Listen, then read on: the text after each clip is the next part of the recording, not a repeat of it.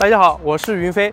前两天华为的线下店开售了 Mate 60 Pro， 我是有那么一点点想要购买的。在这里我要感谢尼桑可利耳机，是他们赞助了本期视频，让我有机会去到华为的线下店去购买。尼桑品牌成立于2010年，是一家中国出海100强的蓝牙耳机品牌。自创立以来，一直专注于打造高品质蓝牙耳机，有着12年的声学经验，也获得过很多耳机界的大奖。那么我们现在就来到了常州的环球港，我马上就去线下提一台华为 Mate 60 Pro 来开箱给大家看看。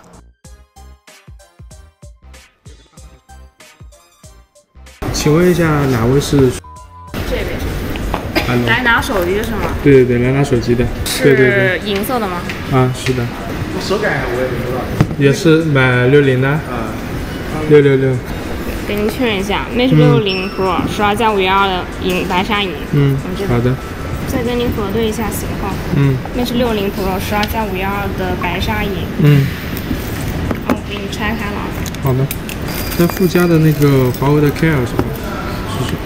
它是有什么作用？Care 加1年期的话就是如果你手机在使用过程中不小心把屏幕摔坏了，可以去售后那边免费更换一次全新的原装屏。它是包括电光电池内外屏涵盖在内的。好的。是1年是一次。对，你先检查一下外观是不在3包范围内的。好的。你再检查一下有没有别的问题。没事。那没有问题的话，我帮你开机激活了。好的。手机重吗？我到现在我都不知道长什么样，我就来拿了。你不是这2天这个叫做网上这么多信息，没看吗？没看，我只知道出了一个手机，我就买一个。我也不管它。牛逼！感觉它质感还可以的。大佬可以的。出一个充一个。也没有吧，你就看好玩了。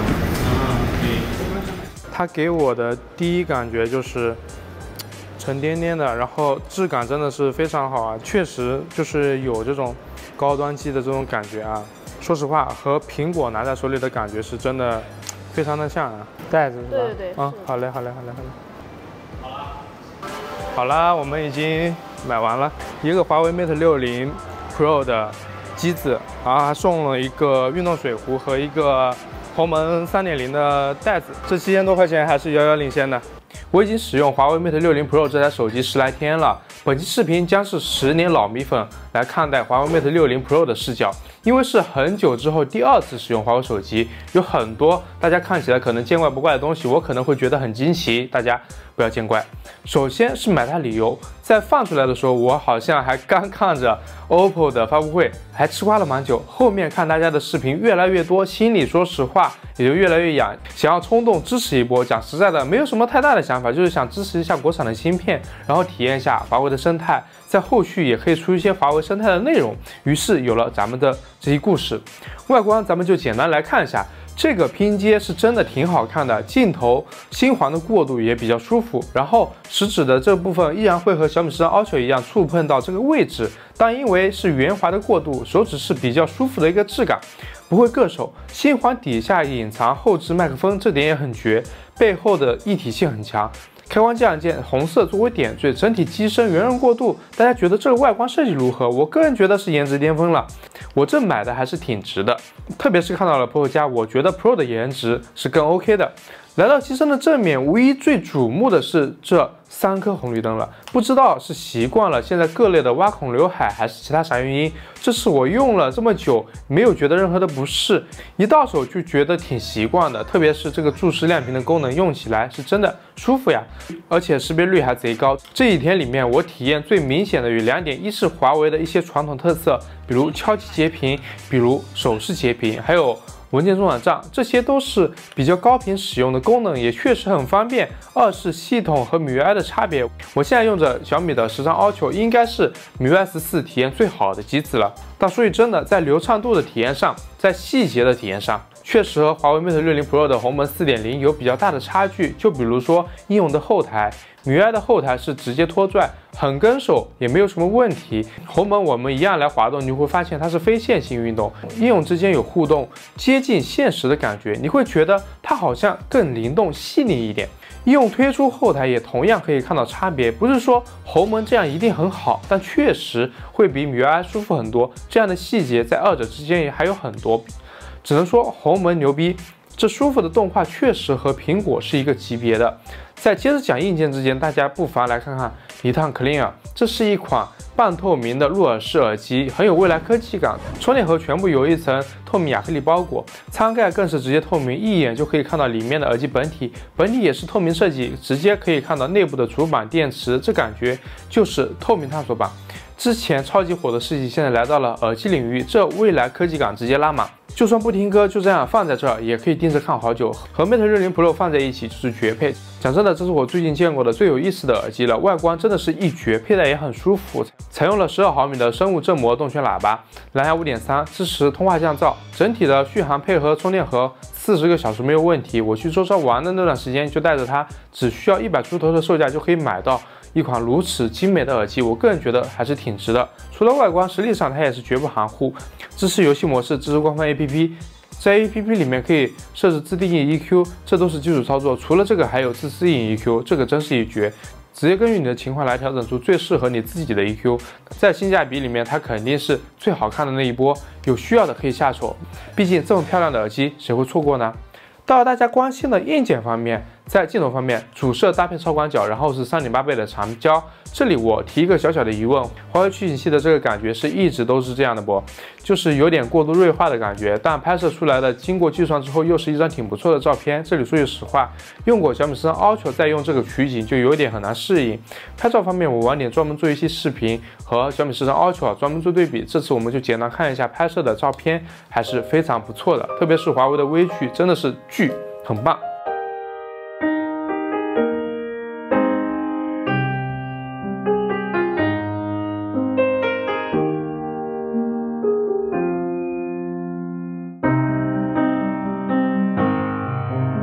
视频方面，我们也到下期来详细讲。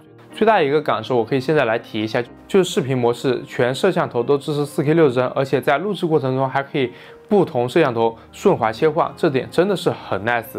可是我大小米13 Ultra 现在还是只能 4K 30帧切换，不过华为的视频录制目前还是有一些问题在的。搭配现模式拍摄会出现亮部信息丢失的情况，这在上次拍摄里面我其实就已经发现了，到目前为止的版本里面暂时还是这样。建议视频模式大家现在就使用标准会稳妥一点。而华为目前最受关注的就是这颗麒麟 9000S 的国产 CPU 了，跑分什么的我就免了，直接给大家讲讲目前日常使用和游戏的体验情况。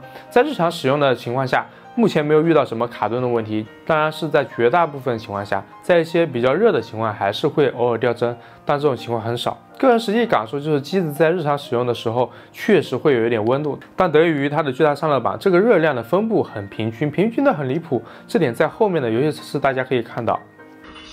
好，大家可以看一下，帧率是超高，然后分辨率也是超高，然后它是比较稳定的一条直线。在10分钟的时候，它的帧率锁到了60帧，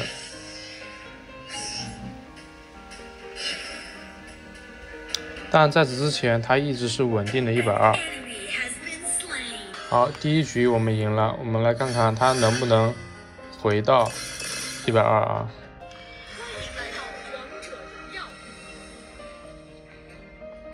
敌军还有5秒到达战场，请做好准备。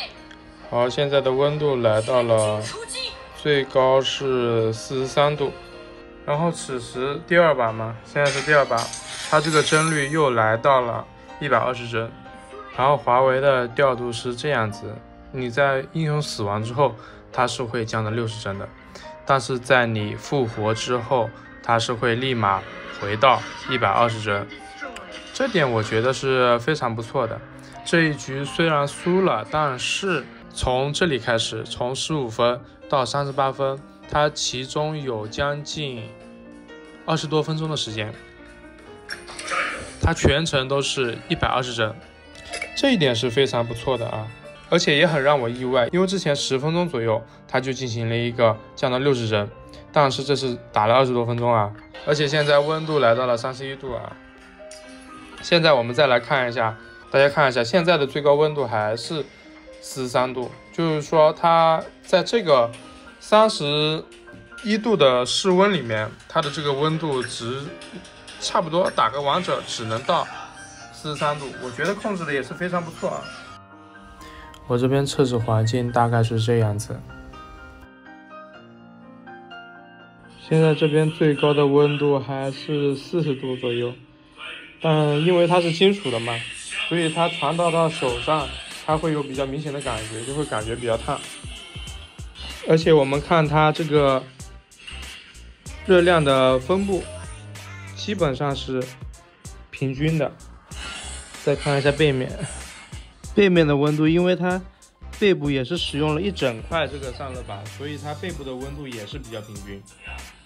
就全身基本上都是41度左右。又打了1个小时啊，我们可以发现它的帧率，除了在这一次这里降过之后，后面的都是120帧。这点还是有一点点神奇的啊，温度一直是这个温度，华为遥遥领先。在扬声器方面，我是因为使用的是Ultraman，到手 Mate 60 Pro， 我感觉比较明显的一点就是屏幕的共振还是挺明显的，不需要开到最大的声音就可以感觉到有明显的震动，当然有可能是我个别机子的原因，我们来听听这个感觉。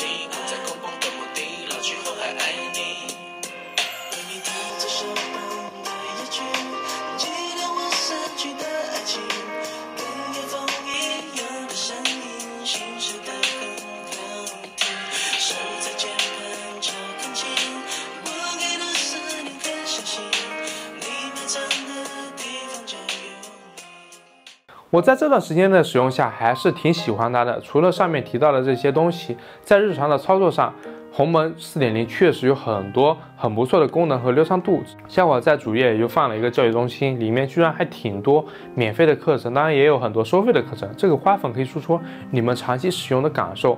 我个人目前觉得真的挺好的，但作为一个10年米粉，我也有一些用不明白的地方，我在后期再用。但说句实话，这次用华为 Mate 60 Pro 我是很惊讶的，在芯片遥遥领先的同时，系统层面也非常的猛。几年前大家可能都在说如何刷MIUI，现在反过来了，大家在讨论如何刷鸿蒙 4.0。MIUI 现在的表现对比起来，确实谈不上有多好，要加油啊！不知道下一版 MIUI 15能不能打个漂亮仗？毕竟我用的最舒服的还是 MIUI。非常感谢尼坦 Clean 耳机对本次节目的大力支持，它的外观设计真的是一绝，大家要买耳机可以考虑一下尼坦的 Clean。大家也可以在视频的下方留言你想要知道的问题，我考虑做一期长期体验视频来回答大家的问题。我晚点也会更新它的影像系统的表现，大家可以关注一下，晚点更新。如果可以帮助到你的话，请务必点赞、投币支持。那我们下一视频再见。